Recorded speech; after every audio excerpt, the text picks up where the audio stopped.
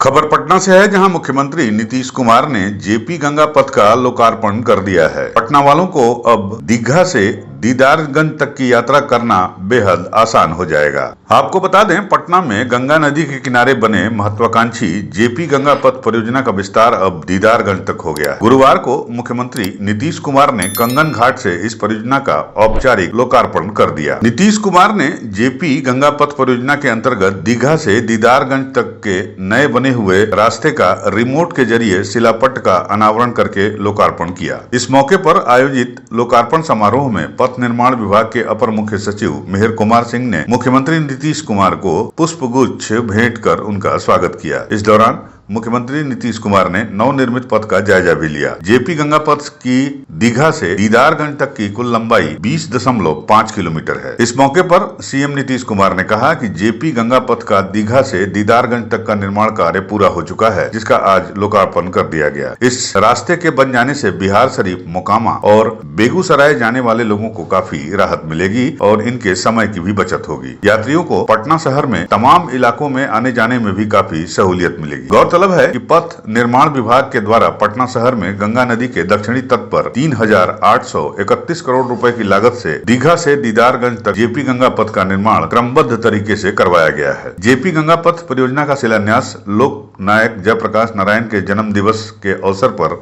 11 अक्टूबर 2013 को किया गया था। जेपी के सम्मान में इस पथ का नामकरण जेपी गंगा पथ किया गया है। प्रथम चरण में दीघा से पीएमसीएच तक इस पथ का निर्माण कार्य कराया गया, जिसकी लंबाई 7.5 किलोमीटर है। इसके बाद दूसरे चरण में पीएमसीएच से गायघाट तक जेपी गंगा पथ का निर्माण कराया गया, जिसकी लंबाई 5 किलोमीटर है। तीसरे चरण में गायघाट से कंगन घाट तक जेपी गंगा पथ परियोजना का निर्माण कार्य पूरा करा दिया गया है, जिसकी लंबाई 3 किलोमीटर है।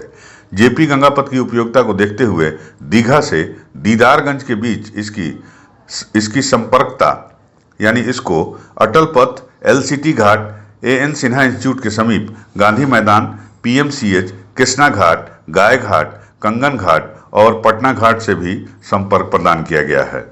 अब जेपी गंगा पथ के दीघा से दीदारगंज तक के निर्माण कार्य के पूर्ण हो जाने से पटना के पूर्वी और पश्चिमी इलाकों के बीच आवागमन बेहद सुगम हो गया है। अब प्रगति यात्रा के सिलसिले में सीएम नीतीश कुमार के द्वारा जेपी गंगा पथ के पूरब दिशा में दीदारगंज से फतुहा, बख्तियारपुर, बाढ़ होते हुए मोकामा तक, पश्चिम दिशा में बिहटा और कोइलवर तक इसे विस्तार करने का ऐलान किया गया।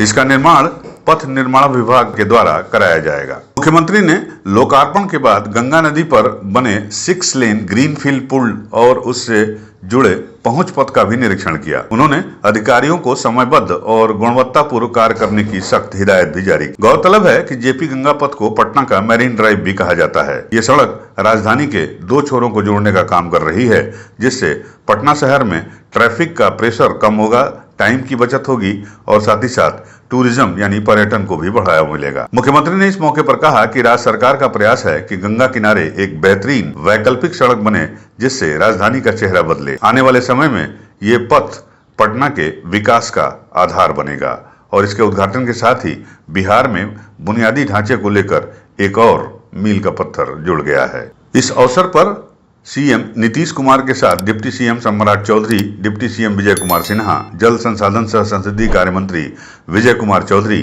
बिहार विधानसभा के अध्यक्ष नंद किशोर यादव, पथ निर्माण मंत्री नितिन नवीन, विधायक अरुण कुमार सिन्हा, विधायक संजीव चौरसिया, मुख्यमंत्री के प्रधान सचिव दीपक कुमार, मुख्य सचिव अमृतलाल मीणा के साथ तमाम अन्य गणमान्य लोग मौजूद थे। यूपी न्यूज 9 के लिए पटना से अमित वर्मा की रिपोर्ट।